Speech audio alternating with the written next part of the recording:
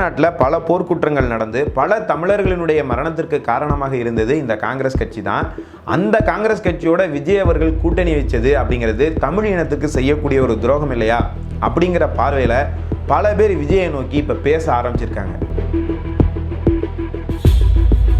PS Babu அப்படிங்கிற ஒருத்தரை வச்சு ஸ்டாலினையே தோக்கடிச்சிருக்குது தாவேகா ஆட்சி அமைக்கிறத திமுக நிச்சயமாக விரும்பாது. கொலவெறியா மறுபடியும் உள்ளே இறங்குவாங்க.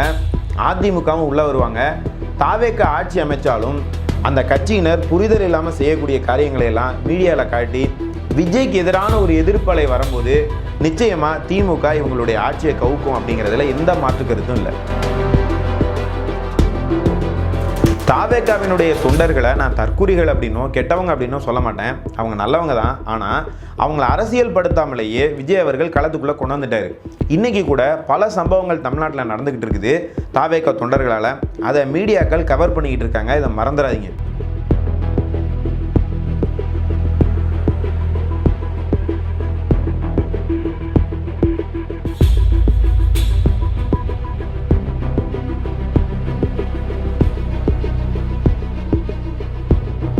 மறுபடியும் இன்னொரு தேர்தலை சந்திக்கிறதுக்கு யாருக்கிட்டையும் பணமோ சக்தியோ அதற்குண்டான மனநிலைமையோ இல்லை.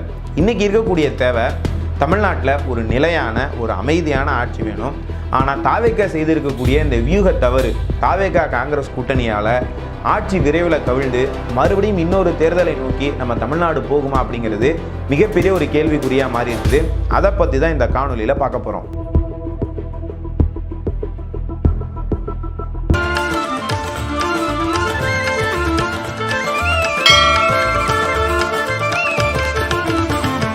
அனைவருக்கும் வணக்கம். தமிழ்நாட்டில் தேர்தல் நடந்து முடிஞ்சிருக்கு.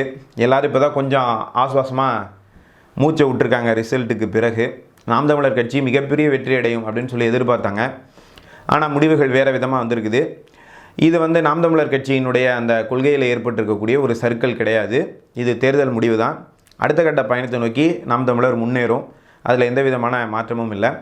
இப்போ இருக்கக்கூடிய நடப்பரசியலுக்கு நம்ம வருவோம். தாவேகா அறுதி பெரும்பான்மை கிடைக்கலனாலும் 108 இடங்களில் வெற்றி அடைந்து ஒரு தனிப்பெரும் கட்சியாக உருவெடுத்திருக்குது. ஆரம்பத்திலேருந்தே பார்த்திங்கன்னா தாவேகாவுக்கு எல்லாமே நல்ல விஷயங்களாக தான் நடந்துக்கிட்டு இருந்தது. அவங்களுக்கு ஏற்ற மாதிரி விசில் சின்னம் கிடச்சிது. எல்லா இடங்களிலும் யார் ஜெயிப்பாங்களோ, அவங்க நல்லவங்க கெட்டவங்க, அவங்க கொள்கை என்ன, அவங்களுடைய அரசியல் நிலைப்பாடு என்ன, இதையெல்லாம் தாண்டி யார் ஜெயிப்பாங்களோ, யார் திமுக அதிமுக கேண்டிடேட்டை எதிர்கொள்ளக்கூடியவங்களோ அந்த மாதிரியான வேட்பாளர்கள்லாம் கிடைச்சாங்க. கட்சியில் வேலை பார்க்குறதுக்கு நிறைய தொண்டர்கள் கிடைச்சாங்க. கரூர் சம்பவத்தை தவிர அவங்களுக்கு எல்லாமே குட் வைப் தான். ஆனால் அந்த குட் வைப் இப்போ ஏன் அவங்களுக்கு சரியாக ஒர்க் அவுட் ஆக மாட்டேங்குது அப்படின்னு சொன்னால் அவர்கள் செய்த ஒரு தவறு காங்கிரஸ் கட்சியோட அவங்க போய் கை கோர்த்தது தான். காங்கிரஸ் கட்சி மேலே தமிழ் மக்களுக்கு ஒரு மிகப்பெரிய ஒரு அதிருப்தி இருக்குது. அது என்ன காரணம் எல்லாருக்குமே தெரியும். 2009 இலங்கையில் நடந்த மிகப்பெரிய படுகொலைகள், அதில் காங்கிரஸ் கட்சிக்கு ஒரு மிகப்பெரிய பங்கு இருக்குது அப்படின்னு சொல்லி அன்றிலிருந்து இன்றைக்கு வரைக்கும் பரவலாக பேசப்படுது. இதற்கு பிறகு காங்கிரஸ் கட்சிக்கு பார்த்திங்கன்னா தமிழ்நாட்டில் ஒரு அரசியலே இல்லாமல் போணுச்சு அப்படின்னு சொல்லலாம். தமிழ் தேசியவாதிகள் சீமான் அண்ணன் உள்ளிட்டவர்களெல்லாம் ரொம்ப கடுமையாக ஏற்று பேசிகிட்டு இருந்தாங்க. எந்த தமிழ் தேசியவாதியும் காங்கிரஸ் கட்சியோடைய அரசியலை அவங்க ஏற்றுக்க மாட்டாங்க. இன்னும் குறிப்பாக சொல்லணும்னா இந்த இலங்கையில் இந்த சம்பவம் நடந்ததற்கு பிறகு, தமிழர் படுகொலைகள்லாம் நடந்ததற்கு பிறகு பார்த்திங்கன்னா காங்கிரஸ் கட்சியோட அரசியல் இந்தியா முழுவதுமே கொஞ்சம் மங்கி போக ஆரம்பிச்சிது. பாரதிய ஜனதா மேலே மீண்டும் எழுந்து வருவதை நம்ம பார்த்தோம். அந்த தமிழர்களுக்கு பிடிக்காத போன ஒரு இடத்துல இருக்கக்கூடிய காங்கிரஸ் கட்சிக்கு மறுபடியும் உயிர் கொடுக்குற வேலையை விஜய் அவர்கள் செய்தது அப்படிங்கிறது ஒரு பெரிய அதிருப்தியை மக்கள் மத்தியில் ஏற்படுத்தி இருக்குது அப்படின்னு சொல்லலாம். இது பார்த்திங்கன்னா இன்றைய தேதி வரைக்கும் அந்த சம்பவத்தை பற்றி காங்கிரஸ் கட்சி சரியான ஒரு பதிலே சொன்னதில்லை. இல்லை நாங்கள் அதில் எங்களுக்கு சம்மந்தம் இல்லை, அந்த இலங்கை விஷயத்தில் எங்களுக்கு சம்மந்தம் இல்லை, அல்லது நாங்கள் பண்ணலை, இல்லை தெரியாமல் ஏதோ ஒரு சூழ்நிலை நடந்துடுச்சு, இதுக்கு வருத்தம் தெரிவிக்கிறோம், அந்த மாதிரி எதுவுமே அவங்க சொன்னதில்லை. அப்படி தமிழர்கள் ஒரு விரோத சக்தியாக நினைத்து கொண்டிருக்கக்கூடிய ஒரு கட்சியோடு ஏன் விஜய் போனார் அப்படிங்கிற மாதிரியான கருத்துக்கள் ரொம்ப கடுமையாக வந்துக்கிட்டு இருக்குது. இது பார்த்திங்கன்னா கொள்கை ரீதியான ஒரு ஒரு ஒரு பிளண்டர் அப்படின்னு சொல்லலாம். இன்னொன்று வியூக ரீதியாக ஸ்ட்ராட்டஜி ரீதியாகவும் ஒரு பெரிய பிளண்டர். ஏன்னா இப்போ காங்கிரஸ் முதல்ல விஜய்கிட்ட வந்துருச்சுன்னு வச்சுக்கோங்களேன். இப்போ பாஜகவினுடைய முழு எதிர்ப்பும் யார்கிட்ட வரும்? விஜய்கிட்ட வரும். ஏன்னா அவங்க காங்கிரஸ் முக்து பாரத் அப்படின்னு ஒரு கான்செப்ட் வச்சுருக்காங்க. காங்கிரஸே இல்லாத ஒரு பாரதத்தை உருவாக்கணும். பாரதிய ஜனதாவும் ஒவ்வொரு மாநில கட்சியும் தான் தேர்தலில் போட்டியிடணும். தேசிய கட்சி அப்படின்னாலே அது பாரதிய ஜனதா இருக்கணும் அப்படிங்கிற மாதிரி இருக்காங்க. தமிழ்நாட்டுக்குள்ளே காங்கிரஸ் மறுபடியும் வந்துடக்கூடாது அப்படிங்கிறதுலையும் பாரதிய ஜனதா தெளிவாக இருக்குது. இன்னொரு விஷயம் என்ன அப்படின்னா, காங்கிரஸ் கேமை மறுபடியும் தமிழ்நாட்டிலேருந்து ஆரம்பிச்சிருமோ அப்படின்னு சொல்லி அவங்களுக்கு ஒரு பயம் இருக்குது. தமிழ்நாட்டை உங்களால் கடைசி வரைக்கும் ஆளவே முடியாதுன்னு ராகுல் காந்தி பேசினதெல்லாம் இருக்கும். ஸோ முதல்ல பாஜகவினுடைய முழு எதிர்ப்பையும் விஜய் அவர்கள் சந்திக்க போகிறாரு. இந்த ஒரு வியூக தவறை விஜய் அவர்கள் செய்திருக்கிறார் அப்படிங்கிறத நம்ம யோசிக்கணும். அதே மாதிரி இப்போ காங்கிரஸ் உடைய வாக்குகள் இப்போ அந்த 5 எம்எல்ஏக்கள் ஆதரவு கொடுத்துருக்காங்க. இந்த வாக்குகள் யார்கிட்ட இருந்து வாங்கின வாக்கு? திமுக அப்படிங்கிற ஒரு தமிழக கட்சியுடைய வேர்வையும் ரத்தமும் கலந்து பெற்ற வாக்குகள். இதே காங்கிரஸ் தனியாக நின்று இவ்வளோ ஓட்டு வாங்க முடியுமா? அப்போ அவங்களுடைய ஆதரவில் அந்த ஓட்டை வாங்கிக்கிட்டு இப்போ காங்கிரஸ் எங்கள் முதுகில் குத்திட்டு போயிருக்காங்க, இந்த குணம் அவங்களுக்கு உண்டுன்னு திமுக விமர்சனம் பண்ணிகிட்டு இருக்காங்க. அடிமட்டத்தில் திமுககாரங்க போயிட்டு காங்கிரஸ்காரங்களை அடிக்கிறத நம்ம பார்க்குறோம். இப்போ இந்த திமுகவோட முதுகில் குத்தின வந்த காங்கிரஸை வச்சுக்கிட்டு விஜய் அவர்கள் என்ன கொள்கை நிலைப்பாடு எடுக்க முடியும்? இப்போ திமுக காரனுடைய பார்வையில் இப்போ 5 தொகுதியில் ஜெயிச்சிருக்காங்க இல்லையா, இந்த 5 தொகுதியில் 27 தொகுதியில் நின்னாங்க. இதில் அங்கே திமுக காரன் எவ்வளோ உழைச்சிருப்பான் அவங்களுக்காக. இப்போ அவங்களுடைய பார்வையில் இவங்கெல்லாம் யாருன்னா துரோகம் செஞ்சுட்டு விஜய்கிட்ட போகிறவங்க தான். இவங்களை இனிமேல் பொதுமக்கள் எப்படி பார்ப்பாங்க? இவங்களை கூட வச்சுக்கிட்டு விஜய் அவர்கள் என்ன வளர்ச்சியை அடைய போகிறார்? சரி, பொதுவாக அந்த 118 அப்படிங்கிற ஒரு நம்பர் வேணுமே, அந்த கணக்குக்கு அப்படின்னு சொல்லி நீங்கள் பார்த்தீங்கன்னாலும் இதில் ஒரு மிகப்பெரிய ஒரு அபாயம் இருக்குது. அதாவது விஜய்கிட்ட இப்போ 108 சீட்டு இருக்குது. இதில் ஒரு தொகுதியை அவர் ராஜினாமா பண்ணணும். மிச்சம் பார்த்தீங்கன்னா 107 தான் இருக்கும். இப்போ காங்கிரஸ் சேர்ந்த உடனே அது 112 மாறும். இப்போ அவங்க என்ன கணக்கு போடுறாங்க அப்படின்னா, விடுதலை சிறுத்தைகள்கிட்ட 2, சிபிஐகிட்ட 2, சிபிஎம்கிட்ட 2, இப்போ 112 ஒரு 6 118 அப்படின்னு நினைக்கிறாங்க. கரெக்டாக 118 சீட்டுகளை வச்சுக்கிட்டு ஒருத்தவங்க ஆட்சி நடத்த முடியுமா? சரி, இவங்களுக்கு இந்த அசைன்மெண்ட்டை கொடுத்து அனுப்பி விட்டது திமுக வரதான் என்ன பண்ணுவீங்க? ஏன்னா திமுக தாவேக்க ஆள்வதை விரும்ப மாட்டார்கள். அவங்க தோக்கிறதா இருந்தால், அதாவது குட்டுப்பட்டாலும் மோதிர வரல குட்டுப்படணும்னு சொல்லுவாங்க இல்லையா, மோடி எடப்பாடிங்கிற ஒரு மிகப்பெரிய கூட்டணியிலே நாங்கள் தோற்றோம் அப்படின்னா திமுக சொல்லிக்கிறதுக்கு ஆசைப்படுமே ஒழிஞ்சு, புது கட்சியாக இருக்கக்கூடிய தாவேக்க கிட்ட நாங்கள் தோற்றோம் அப்படின்னா அவங்க சொல்ல விரும்ப மாட்டாங்க. அதே மாதிரி கொளத்தூரில் ஸ்டாலினே தோற்றுருக்கிறாரு. அதனால் திமுககாரங்க கொலவெறியாக இருக்கிறாங்க. அப்போ என்ன நடக்கும் இது அப்படின்னு சொன்னால், சரியான நேரம் பார்த்து இவங்க ஆட்சியை கவுப்பாங்க. ஏன்னா கரெக்டாக 118னா நீங்கள் ஒரு 150 எம்எல்ஏ வச்சு தான் ஆட்சி அமைக்க முடியும். 140 130 இருந்தால் கூட சரி. இதில் ஒரே ஒரு எம்எல்ஏ ஆதரவு வாபஸ் வாங்கினா கூட அரசு கவுந்துரும். திமுக சரியான நேரத்தில் இந்த காயை நகர்த்தும். அவங்க சொல்கிறத தான் இவங்க கேட்பாங்க. இப்போ விஜய்க்கு ஆதரவான அலை இருக்குது அப்படிங்கிறதுனால இவங்கெல்லாம் வந்திருக்காங்க. விடுதலை சிறுத்தைகள், கம்யூனிஸ்ட்டு அவங்கெல்லாம் வருவாங்க.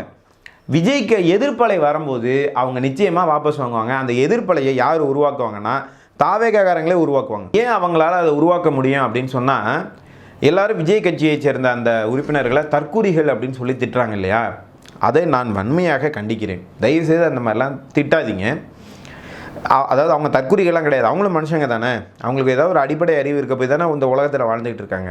ஏன் அவங்கள அந்த மாதிரி நம்ம அது மாதிரி சொல்லி திட்டணும்? எனக்கு அதில் எந்த விதமான உடன்பாடும் கிடையாது. பிரச்சனை என்னென்னா, இந்த உலகத்தில் வாழ்கிறதுக்கு உண்டான அறிவு அவங்கள்ட்ட இருக்குது. பிரச்சனை அரசியல் புரிதல் என்பது அவர்களுக்கு இல்லை. இவங்களை அரசியல் படுத்தப்படாமலேயே விஜய் அவர்கள் களத்துக்கு கொண்டு அதிமுகவே அவர் வீழ்த்தி இருக்கிறார். இப்போ இந்த அரசியல் புரிதல் இல்லாதவங்க எப்படி செயல்படுவாங்களோ அது மாதிரி தான் அவங்க செயல்படுறாங்க. தனி மனித வாழ்க்கையில் அவங்க வாழ்ந்துருவாங்க. இப்போ அரசியல் உலகத்துக்குள்ளே ஒருத்தன் என்ன பண்ணணும், அவன் என்ன பேசணும், என்ன செய்யணும், எப்படி நடந்துக்கணும், இந்த அரசியல் ஞானம் அவர்களுக்கு வழங்கப்படவில்லை. இதை விரைவாக அவங்க கொடுக்கணும். கொடுக்கலன்னா இப்போ பாருங்கள், முதல்ல ஒருத்தர் கத்தியில் கேக் வெட்டிக்கிட்டு இருக்கிறாரு ஒரு எம்எல்ஏ. இன்னொரு எம்எல்ஏ கையில் பார்த்திங்கன்னா சரக்கு பாட்டில் வச்சுட்டு ஆடிக்கிட்டு இருக்கிறாரு. இன்றைக்கி காலையில் நான் சாலையில் போயிட்டு இருக்கும்போது அந்த தாவேக்கா துண்டோட ஒரு 5-6 இளைஞர்கள் முழு சரக்கு அதில் சாலையை மறித்து கொண்டு நிற்கிறார்கள். இது இல்லாமல் இன்னொருத்தர் வேற ஒரு போக்சோ வழக்கில் கைது செய்யப்பட்டிருக்கிறார். இந்த 2 நாளைக்குள்ள இது மாதிரி அவ்வளோ சம்பவங்கள் நடக்குது. இது அவங்களுக்கு அறிவு குறைபாடுன்னு நான் சொல்லலை, அரசியல் புரிதல் இல்லை. பாவம் அவங்க என்ன பண்ணுவாங்க, அரசியல் படுத்தப்படாமலேயே நீங்கள் அவங்க எல்லாரையும் உள்ளே கூட்டிகிட்டு வந்துட்டீங்க. இதனால் என்னென்ன பாதிப்பெல்லாம் நடக்கும் அப்படிங்கிறத அவங்க தெரிஞ்சுக்கிட்டு தான் ஒரு விஷயமாக மாற்றுவாங்க.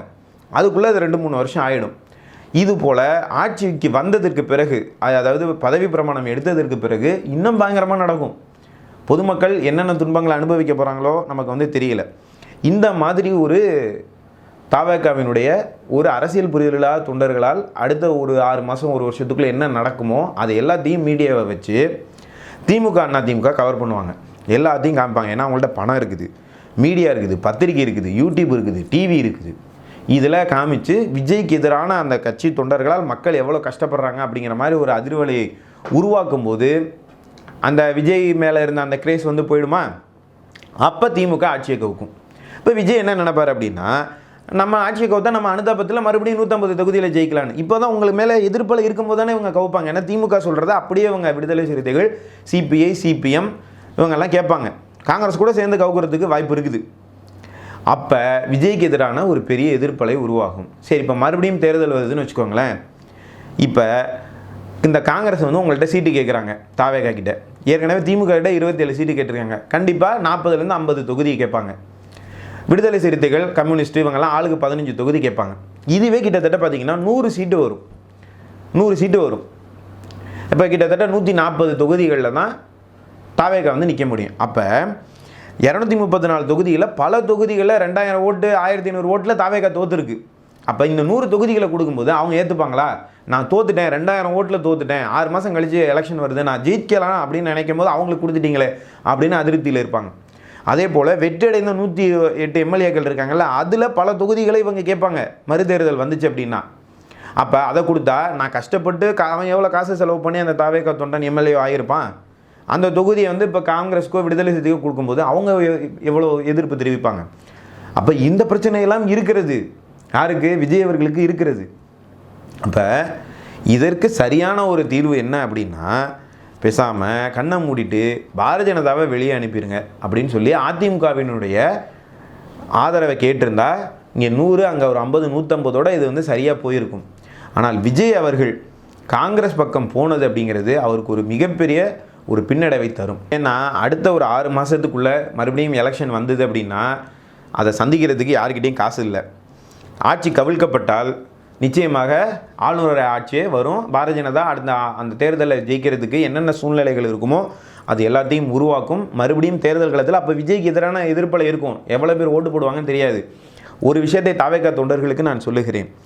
35% வாக்குகளை விஜய் அவர்கள் வாங்கியிருக்கிறார். அப்படின்னா என்ன அர்த்தம்னா 65% பேர் தாவேகா வேணாம் அப்படின்னு சொல்லி தான் ஓட்டு போட்டிருக்காங்க. அப்போ எதிர்ப்பு அலை வரும்போது விஜயை வந்து வீழ்த்துறதுக்கு என்ன பண்ணணுமோ, எந்த அணிக்கு ஓட்டு போடணுமோ அதுக்கு இந்த 65 பேரும் போவாங்க. இப்போ ஓட்டு போட்டிருக்கிற 35 பேரும் தாவேகா வந்து அவங்க செய்யக்கூடிய தவறுகள் எல்லாம் மீடியாவில் காட்டிய பிறகு, விஜய் மீதான எதிர்ப்பலை வந்ததற்கு பிறகு இதில் எவ்வளோ பேர் ஓட்டு போடுவாங்கன்னு தெரியாது. எப்படி வந்து ஓட் ஷேரிங், சீட் ஷேரிங்லாம் எப்படி வந்து பிரியும் அப்படிங்கிறது தெரியாது. மிகப்பெரிய ஒரு அபாயத்தை தமிழ்நாடு அரசியல் சந்திக்கும். ஏன்னா மறுபடியும் தேர்தல் வந்தாலும் எந்த தாவேகா தொண்டர்கிட்டையும் காசு கிடையாது, நாம் தமிழர்கிட்டலாம் காசு கிடையாது. ரொம்ப சிரமப்பட்டு போராடி தான் ஒரு தேர்தல் வந்து எதிர்கொண்டு இருக்கிறாங்க. இப்போ நமக்கு இன்னொரு தேர்தல் வரக்கூடாது.